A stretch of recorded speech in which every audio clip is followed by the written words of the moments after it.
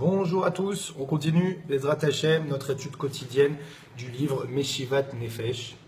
Je vous rappelle que vous pouvez me contacter si vous avez besoin de vous procurer ce livre. N'hésitez pas à me contacter, vous avez mes coordonnées sur le groupe Centre Ilan Tel Aviv sur Facebook. Voilà. On a vu précédemment qu'un homme qui se retrouve, donc un homme en tchouva, qui essaye de se rapprocher d'Hachem, qui se retrouve confronté à des mauvaises pensées, à des épreuves, à des difficultés, on a vu que c'était là la porte pour le niveau supérieur. Donc on va commencer par lire et essayer de donner quelques explications. Lorsqu'un homme se renforce en brisant son mal et par cela monte de niveau, il permet ainsi à son prochain d'accéder à un niveau supérieur.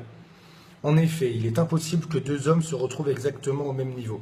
C'est incroyable. Donc on est en train de dire là qu'un homme qui va passer une épreuve et monter d'un niveau spirituel va emporter avec lui des personnes de son entourage. Donc c'est incroyable, c'est-à-dire qu'on est tous liés les uns aux autres dans l'homme Israël et que nos montées et nos descentes, nos efforts ont un impact sur notre entourage.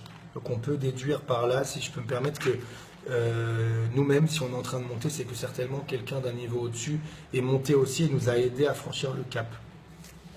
Si un juif se rend compte que des pensées malsaines l'assaillent, et en particulier des pensées de débauche sexuelle, et qu'il brise sa tentation en les repoussant de son esprit, il répare alors ce qu'il a pu endommager dans son passé pour tout ce qui concerne l'alliance, c'est-à-dire toutes les fautes qui vont être liées à l'alliance au Gamma Brit.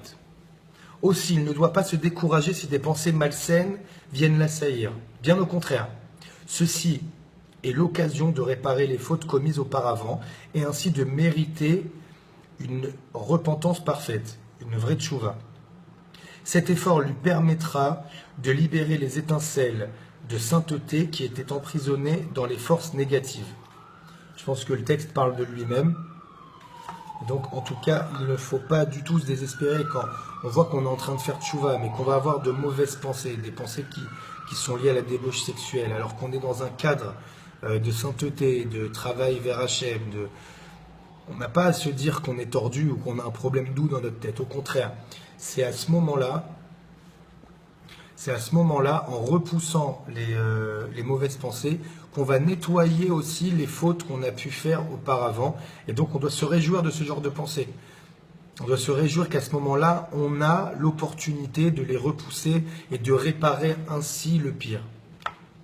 Il faut savoir que la gloire de Dieu emplit la terre et qu'il n'existe pas un endroit vide de sa présence, car il transcende et il émane à tous les mondes. Même le commerçant n'est pas exempt du service divin, car dans toute chose matérielle et même dans le langage des nations, donc dans les autres langues que le Lashon HaKodesh, donc dans le français, dans l'anglais, dans toutes les langues, on trouve de la divinité. Sans elle, ces choses-là n'auraient aucune existence. Tout ce qui existe a une étincelle divine à l'intérieur. On ne peut pas dire que même des choses horribles ne sont pas créées par Hachem. Cependant, plus un niveau est bas et matériel, plus la divinité y est dissimulée.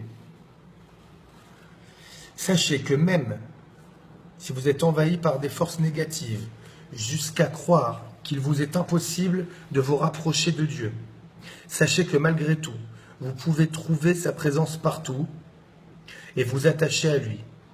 Ainsi vous reviendrez vers lui, comme il est écrit, car cette Torah n'est pas si loin de toi. C'est un pasouk. Même si tes actes ont créé de nombreuses couches opaques qui t'empêchent de voir la lumière, ton devoir est justement de redécouvrir cette lumière.